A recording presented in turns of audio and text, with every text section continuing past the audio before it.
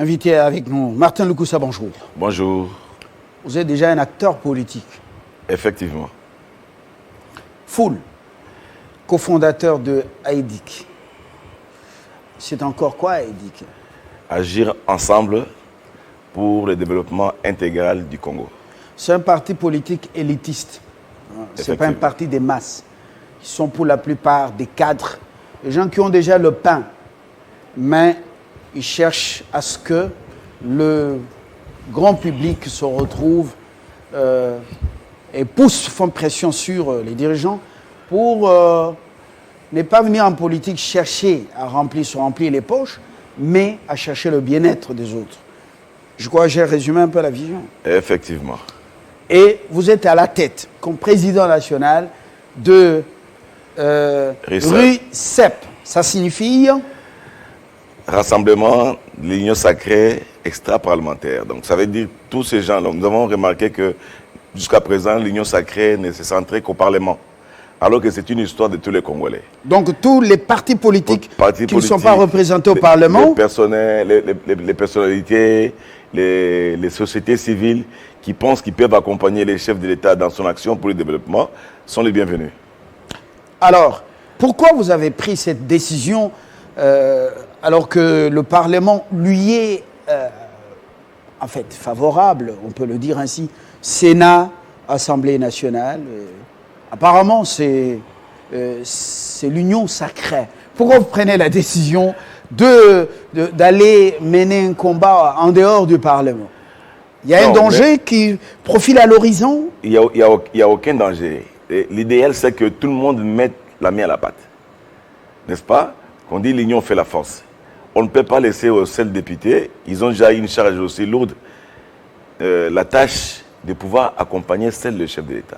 Dans tous les domaines possibles de la vie, pour ceux qui ont compris que le Congo vaut mieux que n'importe quoi que ce soit au monde, doivent pousser, accompagner les chefs pour que nous puissions rapidement atteindre l'objectif qui est le bien-être de tout un chacun de nous. Mais pour qu'on puisse atteindre le bien-être de tout un chacun de nous, il faut que chacun, à l'endroit où il se trouve, puisse mettre la main à la pâte. C'est la sensibilisation, la conscientisation du peuple congolais pour que s'accomplisse cette mission-là. Vous avez vu, les chefs ont dit il faut créer des classes moyennes, il faut créer des entreprises, il faut créer de l'emploi. Mais les emplois ne peuvent pas se créer à l'Assemblée nationale, les emplois ne peuvent pas se créer seulement au gouvernement. Les emplois doivent se créer chez des privés, des personnalités, des sociétés civiles, des gens qui ont les initiatives dans plusieurs domaines pour pouvoir aider les chefs à aller vite vers l'objectif et l'atteindre. Vous avez un mode d'éveil au sein de RICEP pour pouvoir regarder et suivre les actions des dirigeants pour qu'ils ne dérapent pas. Comment vous allez le faire concrètement quand on sait qu'il y a des choses qui ne sont pas accessibles pour le grand public et pour même une certaine élite? On venait de découvrir les cartes Visa. Il y a encore beaucoup de cadavres dans les placards, passés, tout comme dans le régime présent. Comment allez-vous vous y prendre? C'est effectivement l'enjeu. Quand vous avez les gens comme les gens qui sont chez nous à AEDIC, je cite le parti AEDIC, qui fait partie des RICEP, qui ont une expertise, un background important, qui ont travaillé dans plusieurs secteurs et qui connaissent ces secteurs-là. Ils savent auditer, ils savent comprendre là où ça va et là où ça ne va pas. C'est ainsi que le chef d'État a dit l'autre fois, nous devons quitter la complaisance. Si nous voulons que ces pays avancent, quittons la complaisance. Soyons sérieux dans tout ce que nous faisons, à quelques endroits que nous nous trouvons. Vous êtes à la Banque centrale, il y a des cadres de RICEP à la Banque centrale.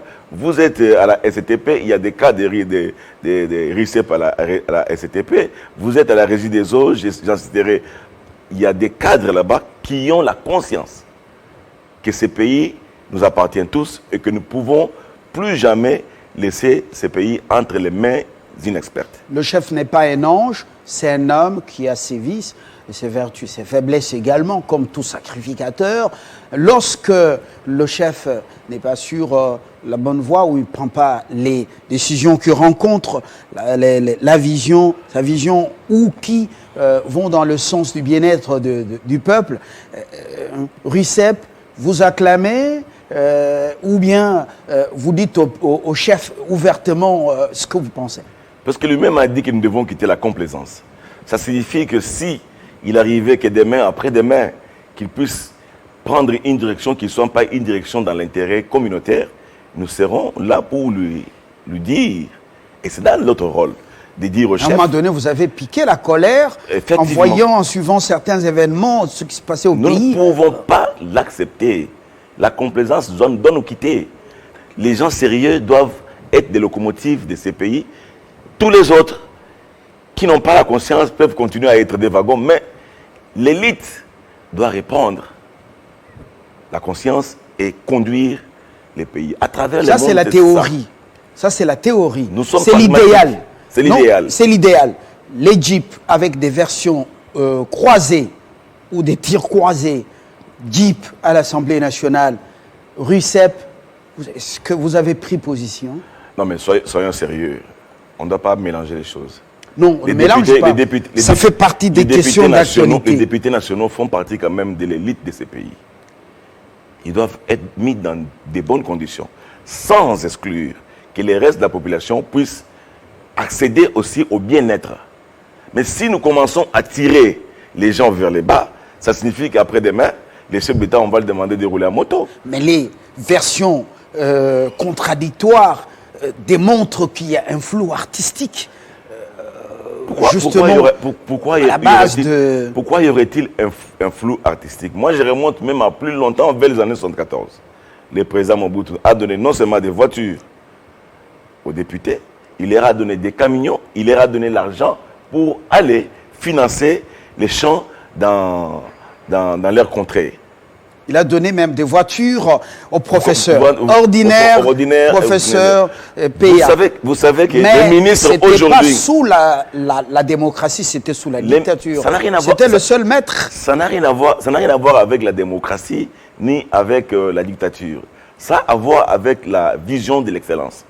Nous devons ramener ces pays vers une excellence. Mais l'excellence n'est pas seulement dans les charrois automobiles. Le peuple croupit dans la misère. Est-ce que vous pensez, franchement, honnêtement, est-ce qu'on ne peut pas, sans vouloir défendre, on ne peut pas faire comme Thomas Sankara, le capitaine, s'acheter des voitures comme faisait Laurent Désiré Kabila, acheter des voitures simples ministres et des voitures simples députés, épargnées pour aider le peuple à avoir l'eau de qualité, l'électricité de qualité, avoir la bouffe, manger à satiété, et puis renouer avec le panier de la ménagère.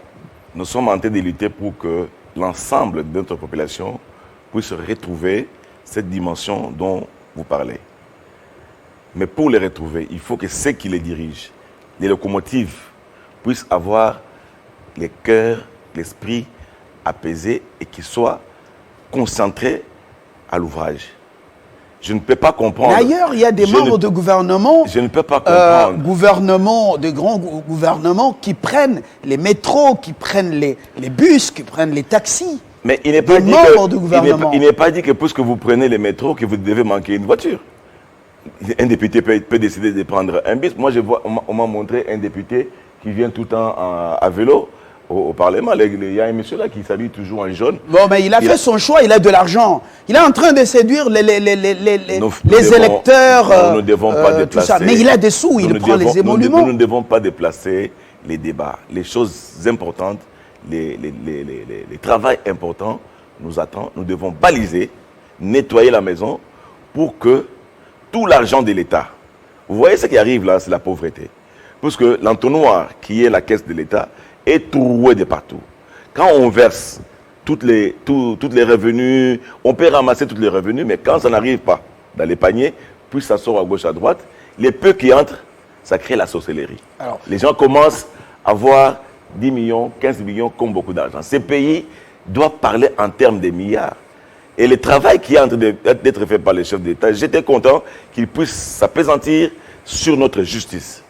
il faut que notre justice, qui est Il y la en a la qui disent fin que du c'est cheminement une de justice contrôle, sélective, notre justice redevienne sérieuse et sanctionne sévèrement les gens. Au jour d'aujourd'hui, d'autres fois, vous m'avez dit, on arrête les gens, on fait trop de bruit. Et derrière l'argent qui est parti, ces gens continuent à garder leur maison, ils continuent à garder leur building, ils continuent à garder les biens achetés avec l'argent de l'État, sans que la justice n'intervienne pour récupérer ces biens. C'est dangereux et ça va démotiver les comètes de mortels. Les jours où on va commencer à avoir une justice correcte, c'est encore le début, parce que c'est ça même le leitmotiv de l'Union sacrée, l'état des droits, qui veut dire travaillons pour l'ensemble de la communauté et les moutons noirs qui sont parmi nous doivent être sanctionnés et que ça serve de modèle à ceux qui viennent et aux générations futures pour que nous arrivions à un moment donné. On ne dit pas qu'on va éradiquer toutes les corruptions. On ne va pas dire que la justice sera une justice des dieux saints où tout le monde sera bon juge, mais que la majorité, au moins, permette à ce que ces pays décollent. Alors, ça, vous parliez de ce député qui séduit les électeurs peut-être pour 2023. Ça le pète chaque jour, ainsi de suite. Mais il prend les émoluments, il a un train de vie, et tout ça, voilà. Bon, on ne veut pas beaucoup s'attarder sur le choix qu'il a opéré dans sa tenue vestimentaire ou prendre un vélo. Il y a des ministres qui prennent le vélo pour aller dans leur bureau ailleurs. Ce n'est pas une surprise. Mais revenons quand même à l'autre sujet d'actualité. Une femme pour la première fois à la Banque centrale du Congo, suivie de deux, dont un sénateur, Fikiri Dieudonné. C'est un ancien de la Banque centrale qui maîtrise la politique monétaire. Et comment vous avez accueilli la nouvelle Non, mais je trouvais ça normal. J'encourage les chefs d'État à aller vers les genres. Parce qu'il paraît que les pays qui regorgent plus de femmes dans des institutions évoluent mieux. Hein, j'ai vu en Europe, il y a des pays où les femmes occupent plus de postes dans des institutions et ces pays sont mieux gérés. C'est ça le moment. La différence entre nous, les hommes et les mamans, c'est que les mamans vont chercher l'argent dehors et ramènent dans la famille. Nous, les hommes, nous prenons l'argent de la famille, nous amenons dehors. Et moi, je suis convaincu que cette dame que je ne connais pas d'ailleurs, mais que je pense qu'elle va faire du bon travail. Les mamans sont très sérieuses en ce qui concerne l'argent. Mais elle entre dans les méandres politiques, oui, dans les eaux infectées de caïmans. La politique, c'est un terrain très glissant. Bon, Mutombo part, sans audit, l'IGF est passé par là. Donc, on peut effacer les tableaux. Comment on l'appelle? Kabedi arrive, Mutombo va à l'ARCA, tout est bien, on peut continuer. On doit pas continuer. Laisser des cadavres dans les placards. On ne doit pas continuer. Moi, j'encourage Maman Kabedi qui arrive de commencer par là, par l'audit de la maison. Et s'il y a des choses à reprocher à M. Mutombo, que la justice fasse son travail. Il n'est pas dit que puisqu'il a été nommé à l'ARCAD et que les actes qu'il a posés ne vont pas les poursuivre. Puisque nous devons être responsables. Si nous voulons diriger ce pays, nous devons assumer nos responsabilités. M. Mutombo devra assumer ses responsabilités s'il est prouvé qu'il a commis des fautes. Les fonctions des PCA, c'est une opération de séduction pour le garder afin d'amorcer une procédure en justice. Pas nécessairement, mais il a quand même une grande expertise dans ce domaine-là, M. Mutombo. Il a quand même gravi tous les échelons au niveau de la Banque centrale. Je crois que tous les enfants de ces pays qui ont quand même quelque chose à donner doivent les donner, sans exclure qu'ils doivent être sanctionnés pour les fautes qu'ils commettent. J'ai lu sur la toile, Monsieur le Président national de RICEP, sur la toile le week-end, votre message placé sur un fond rouge. Pourquoi le Congo mange toujours ses meilleurs enfants? Et en quoi, voilà, la suite on va en parler. Les meilleurs enfants du pays, si ils ont des soucis avec la justice par rapport à la gestion, on peut les garder, on peut non, pas chercher nécessairement. des l'huile pour les meilleurs enfants sont ceux qui donnent ce qu'ils ont de meilleur en eux pour leur pays, pour leur nation. Mais il arrive qu'il n'y a que ceux qui ne travaillent pas, qui ne commettent pas de fautes. Ceux qui mettent la main à la pâte ont toujours les mains sales. Maintenant, il faut mesurer l'importance. Est-ce que les fautes qu'ils commettent sont les fautes volontaires ou c'est les fautes dues au fait qu'ils sont en train de travailler et considérant qu'ils sont humains? Si ils ont commis des fautes, puisqu'ils travaillent et qu'ils sont humains, ça peut être pardonnable et ça peut être corrigé. Ce que nous condamnons, et ce que j'ai condamné dans mon message, c'est quand j'ai vu, je prends l'exemple de M. Omari, qui est un monsieur qui a donné de toute sa jeunesse, de l'importance au football congolais. En 18 ans. En 18 ans. Si vous remarquez avant Omari, pendant Omari, d'une manière ou d'une autre, quelles que soient les fautes qu'il a commises puisqu'il a travaillé, mais on a quand même gagné un delta important au niveau de la FECOFA. C'est la première fois que vous avez le Congo représenté au niveau de la CAF, au niveau de la FIFA.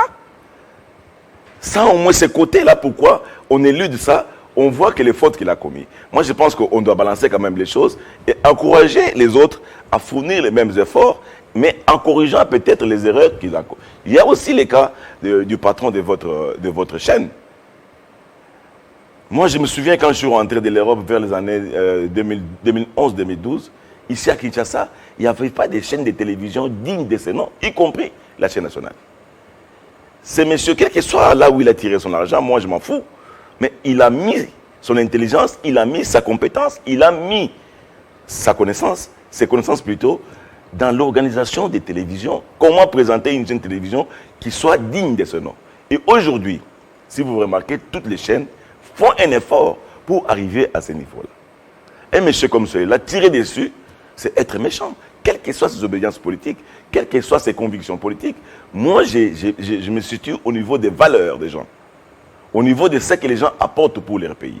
La diversité des opinions, la diversité d'obédiences politiques, c'est important. Parce que quand il y a les chocs des idées, on va faire jaillir la lumière. On ne peut pas être tous, amen, alléluia, derrière RICEP par exemple.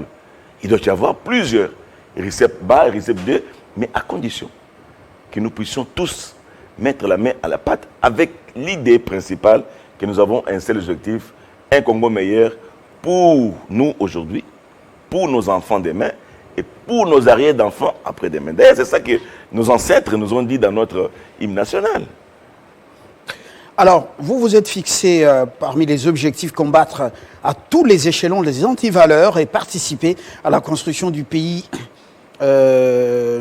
oui, à tous les niveaux. Mais vous savez que, par nature, nous sommes méchants, égoïstes. Seulement moi, ma poche, mon ventre. Et même pas penser aux enfants qu'on a engendrés. Si je partirais, qu'est-ce qu'ils vont devenir demain?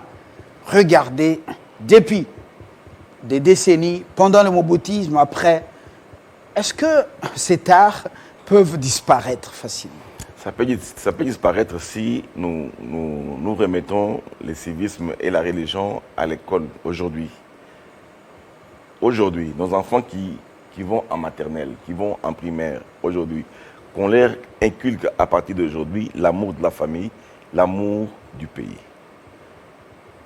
Et vous allez voir que les générations qui vont venir après seront transformées et vont transformer ces pays. Donc vous êtes pour la refonte profonde du système éducatif. Mais il faut commencer aujourd'hui par les bas là-bas. Regardez la génération. Aujourd'hui, qui sont au pouvoir? C'est la génération Mobutu. Les gens qui ont été formés, on a évacué le civisme, on a évacué la religion, toutes les grandes valeurs, on ne prenait pas en compte. Et regardez les résultats aujourd'hui. Les jeunes gens qui ont 20 ans, 21 ans aujourd'hui, la plupart qui sont des Koulouna, c'est la génération Kabila. Puisqu'on n'a pas tenu compte de la formation, de l'instruction, de l'éducation, de la jeunesse à un moment donné. Il n'y a jamais alors des générations spontanées, avant Kabila, compétentes. Il y a eu les enfants de ceux qui étaient dans la suffisance. Ils sont allés en Europe, d'autres ici, là. Vous connaissez les résultats, non? Pour faire quoi là-bas? Mais regardez notre génération. nous avons connu la génération des parents, la plupart qui ne sont jamais à l'université. Mais ils ont produit des docteurs, ils ont produit des médecins, ils ont produit des ingénieurs, etc. Des économistes, pas en passant. Mais pourquoi nous, qui avons bénéficié de cette manne-là, issue de la colonisation, parce qu'eux au moins ils ont formé une catégorie de gens, ils ont pu booster une génération quelconque, et nous sommes incapables, nous les médecins, nous les ingénieurs, nous les économistes, nous sommes incapables aujourd'hui d'amener nos enfants plus haut. Au contraire, nous sommes en train de créer des bandits, des koulounas, des gens sans conscience ni âme. Qu'il faut. Ça, nous devons nous interpeller nous-mêmes, nous remettre en question et remettre en place un système éducatif, instructionnel, qui permet à ce que les générations qui viendront dans 15-20 ans, c'est un travail de longue haleine, prennent conscience que chez eux ici, ils ne doivent pas vendre à vil prix les richesses qu'ils ont ici, puisqu'ils sont tarissables. Après, oui, à part le gouverneur ou la gouverneure et ses deux adjoints, il y a les membres du conseil d'administration de la Banque centrale. Vous avez suivi les nominations. Vous avez également, je crois qu'à l'ARCA, au conseil d'administration, Deograci Mutombo n'est plus à présenter. Il y a eu également nomination à la RVIA. Alors, conseil d'administration de la Banque centrale, RVIA, bon, il y a des gens connus, il y a des inconnus. RUCEP, quel est son commentaire personnel? À partir du moment où le chef de l'État a pris une décision de nommer les gens, ça veut dire que les services ont travaillé sur ces gens-là. On a vérifié si ce sont les gens capables de donner les meilleurs d'eux pour le pays. J'espère qu'on a vérifié si ces gens sont compétents ou pas. Et moi, personnellement, j'ai fait confiance au chef d'État au regard des cheminements qu'il a effectués jusqu'à présent. Et ces gens-là, nous serons vigilants pour les suivre, pour voir est-ce que le travail qu'ils vont faire va dans le sens de l'amélioration des conditions de nos voyageurs. Est-ce que nos aéroports seront cotés parmi les aéroports qui ont des moins de risques possibles? Est-ce que notre ciel sera sécurisé? Et nos recettes, nous allons mettre l'œil dessus. Et quand nous allons sentir qu'ils sont dans les bons, on va les applaudir. Et si nous sentons aussi qu'ils sont dans les mauvais, nous viendrons ici vous les dire, de vive voix, en vous regardant dans les yeux, pour dire au chef, nous ne sommes pas d'accord de la démarche qui est en train d'être menée là-bas, parce qu'on n'a pas beaucoup de temps pour. Alors, mais ce qui est écœurant, c'est que chaque jour, le peuple fait des découvertes ahurissantes, détournements dans tel secteur, des millions sont partis. Mais quand ça partait là, comment on n'a pas ce monde d'éveil? Et puis, autre aspect, on ne prend pas les fils maison, Tchonguchi Binkouboula a fait preuve à la régie des eaux, mais on prend toujours ces juristes inconnus ou ces personnes diplômées des grandes universités. Mais quand elles viennent, mais le résultat est toujours décevant. Quel est votre commentaire personnel? Vous savez que quand j'ai fait marche arrière 10 ans, 15 ans, l'ancien chef de l'État a dit un jour, si j'avais ne fût-ce que 15 personnes ou 5 personnes autour de moi, on aurait peut-être fait mieux. Et il a dit, il a fait les constats, mais il n'a pas agi, malheureusement.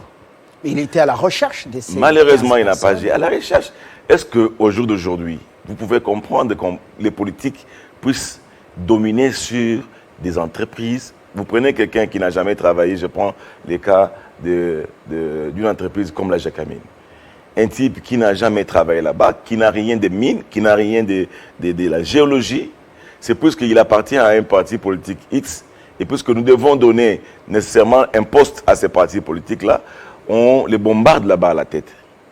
Qu'est-ce que le type fait à la tête? Il va commencer par apprendre, alors que nous savons que les mandats des mandataires ici, c'est une année et demie, 2. Il va prendre peut-être 9 mois à apprendre, à comprendre c'est quoi les cuivres, c'est quoi les cobaltes, et où est-ce qu'on en vend, pourquoi on en vend. Et quand il pose ces questions-là, c'est l'idée d'ordre de l'entreprise, alors qu'on attend de lui de relancer l'entreprise. Moi, j'ai un conseil. Si j'ai un conseil à donner au chef d'État, c'est de donner, surtout en ce qui concerne les entreprises, les mandats aux gens qui connaissent ces entreprises-là. Parce que ces gens, ils viennent directement, ils connaissent les problèmes d'entreprise et ils vont attaquer directement ces problèmes pour trouver des solutions. Je ne comprends pas pourquoi on ne fait pas la même chose dans l'armée. Pourquoi on ne prend pas des politiques pour aller les bombarder dans l'armée ou dans les services de renseignement. C'est pareil. L'économie a les mêmes principes que l'armée et que les autres. Si vous ne connaissez pas les principes, même plus que les règles de l'armée, vous ne pouvez pas devenir général là-bas. Si vous ne connaissez pas le transport, si vous ne connaissez pas l'électricité, si vous ne connaissez pas la gestion de l'eau, vous ne pouvez pas aller là-bas. Faites autre chose dans votre domaine de prédilection, restez dans votre parti politique. Moi, je conseille même au parti politique. Si vous avez votre parti politique et qu'on vous donne une entreprise quelconque, allez même débaucher les experts dans ces entreprises-là, vous les faites vos membres, au moins vous allez donner une valeur ajoutée à votre parti politique, qu'au moment où vous avez pris possession d'un tel département ou tel département, à votre époque, ça booste l'économie du pays. Au lieu de prendre les batteurs de tam-tam, puisqu'il bat les tam-tam tous les jours, il doit devenir ministre, il doit devenir PDG. Non. Allez débaucher. Créez dans vos partis politiques les chasseurs de tête. Ah, vous êtes pour les débauchages? Les débauchages intellectuels. J'ai un parti politique, je n'ai pas quelqu'un qui sait gérer la régie des eaux. On me dit ce matin, écoutez, M. Martin, vous avez trop parlé à la télé, nous vous donnons la régie des eaux. Et je me précipite pour donner mon nom, mais je suis un fou. Il faut que je trouve au sein de la régie des eaux quelqu'un qui soit capable, compétent, qui a un background important, que je peux débaucher. Avec qui vous allez vous partager les pourcentages? Il n'y a pas de pourcentage possible. Pourquoi vous parlez de pourcentage? Non. Ce sont les antivaleurs qu'il faut bannir. Il faut bannir ce genre de choses. Mais vous nous amenez des valeurs apparemment qui risquent de devenir une sorte de gageure. Vous, on vous propose d'être le directeur général de la Régie des eaux. Vous dites, je n'en ai pas vraiment l'expertise ni les compétences. Je propose tel ou tel au sein de cette entreprise et à la fin du mois, il a ce qu'il faut et vous ne demandez pas le retour de l'ascenseur. On ne doit pas demander, on ne doit pas en faire une condition. Mais je sais que dans des partis politiques, la plupart, pratiquement tous les partis politiques que vous voyez ici, ils ont des règlements d'ordre intérieur qui disent si vous avez gagné un mandat, par exemple, au nom du parti politique, vous devez restituer peut-être 3 ou 4% ou 5% au parti. C'est pour faire vivre les partis. Mais on ne doit pas poser ça comme une condition, comme si vous avez employé quelqu'un qui doit vous payer chaque fin du mois. Ça, c'est à bannir. Matata Pognon fait partie de ces fils du pays qui ont laissé des empreintes, immeubles intelligents, regard modulaire. C'est sous Joseph Kabila, elle était le metteur en scène. Et tant d'autres, vous avez les 4 avions ou 3 avions là. Voilà. Oui. Les avions de Congo Airways qui a été mis en place, il y a eu des locomotives, ainsi de suite. Chaque œuvre humaine est perfectible. Aujourd'hui, le bureau du Sénat a donc autorisé au PSG, au procureur général, de pouvoir le poursuivre, d'élever les humilités. Comment avez-vous réagi? Moi, je dis, quand vous acceptez des fonctions, vous devez en assumer des responsabilités. Parce que vous prenez des décisions, ils doivent être bonnes. Si par malheur elles sont mauvaises, vous devez assumer. Les biens comme les mal. Moi, j'ai suivi à la télé comme tout le monde. M. Matata, il était à l'étranger. Il a dit, je reviens au pays pour venir répondre. Jusqu'à présent, moi, je l'ai considéré comme un présumé innocent. Maintenant que le Sénat a ouvert la porte pour qu'il aille se présenter. C'était d'ailleurs son souhait à lui-même. C'est un monsieur que j'ai respecté beaucoup.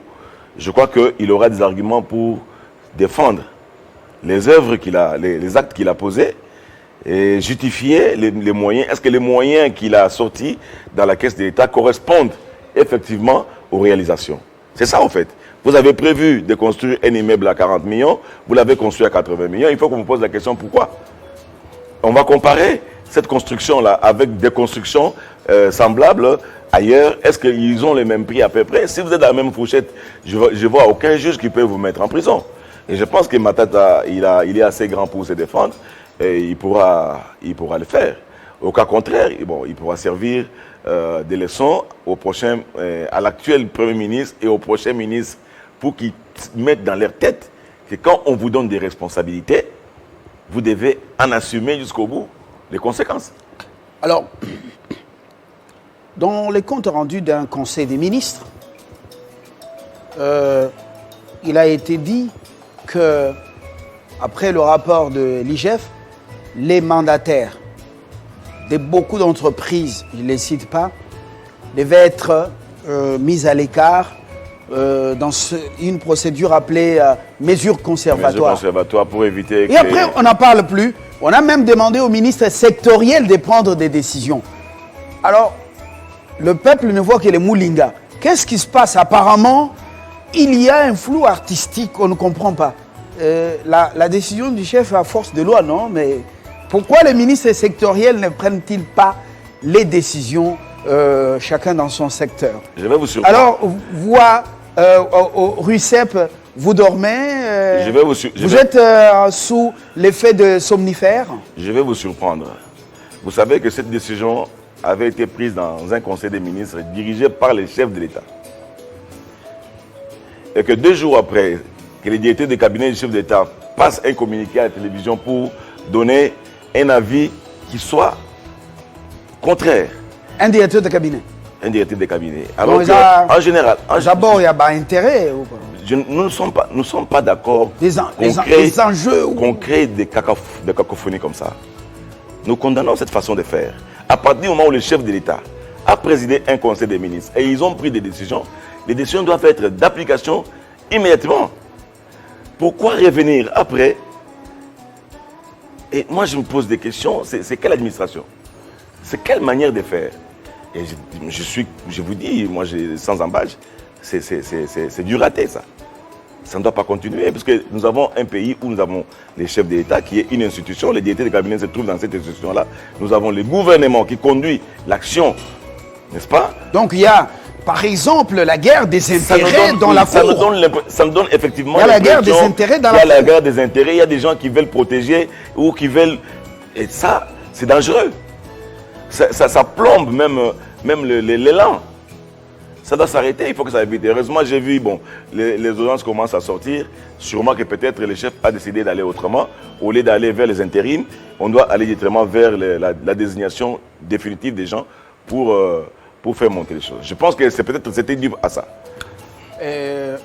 Au regard de ces nouvelles nominations, les nouveaux alliés sont-ils servis déjà? Donc, en fait, sont-ils en train d'être servis? Non. Pourquoi nous devons servir. Ceux qui ont formé l'Union sacrée. L'Union sacrée est une indivisible, mais il y a plusieurs parties, sous-ensembles dans l'Union sacrée. Mais tout le monde va dans la direction d'accompagner les chefs d'État. La fois dernière, dans votre émission, je vous ai dit que moi, je souhaiterais qu'on puisse donner des responsabilités et servir les gens, que ceux qui ont quelque chose à apporter à la communauté. Vous n'avez jamais travaillé, vous n'avez jamais contribué, vous n'avez jamais rien fait, et on vous donne des responsabilités. C'est pour en faire quoi? Qu'on donne des responsabilités à ceux qui amènent quelque chose pour la communauté, parce que la communauté souffre. Tu peux apporter sur le plan intellectuel, sur le plan financier, sur le plan spirituel, sur le plan économique. Bref, que chacun, à l'endroit où il se trouve, qu'il mette la main à la pâte pour que nous puissions rapidement rattraper non seulement les retards que nous avons connus, regarder les pays qui sont autour de nous et essayer de sortir de l'eau. Parce que quand tu prends la courbe, nous sommes encore en moins. On n'est même pas à zéro, nous sommes en moins, il faut sortir à zéro pour commencer à prendre l'élan. Mais pour le faire, il faut donner les responsabilités à ceux qui ont les connaissances, à ceux qui ont des solutions immédiates aux problèmes que connaît le pays. Qui comprennent même la vision du chef et qui en ont les fragments. Sinon on est mort. Nous n'aurons que nos larmes et les constats. Et on aura perdu le temps. Et nous parlerons seulement de 2023. Et voilà. Martin Loukoussa, je vous remercie. Je rappelle que vous êtes le président national de RUCEP, qui est le rassemblement de l'Union sacrée extra-parlementaire et cofondateur de votre parti politique qui s'appelle AIDIC. AIDIC ou AIDIC. Merci à vous de nous avoir suivis. Qui est dirigé par le célèbre président Sélé Barhani. Sélé. Sélé Barhani, c'est notre président d'Aïdik. Ah, voilà. Enfin, vous avez eu un président qui n'est pas Effectivement. l'autorité morale. Non, pas d'autorité morale, puisque nous pensons que les compétences doivent se compléter pour aller vite. Merci. Très bonne journée à vous et merci à la réalisation, toute l'équipe qui s'est dépensée depuis ce matin. Au revoir.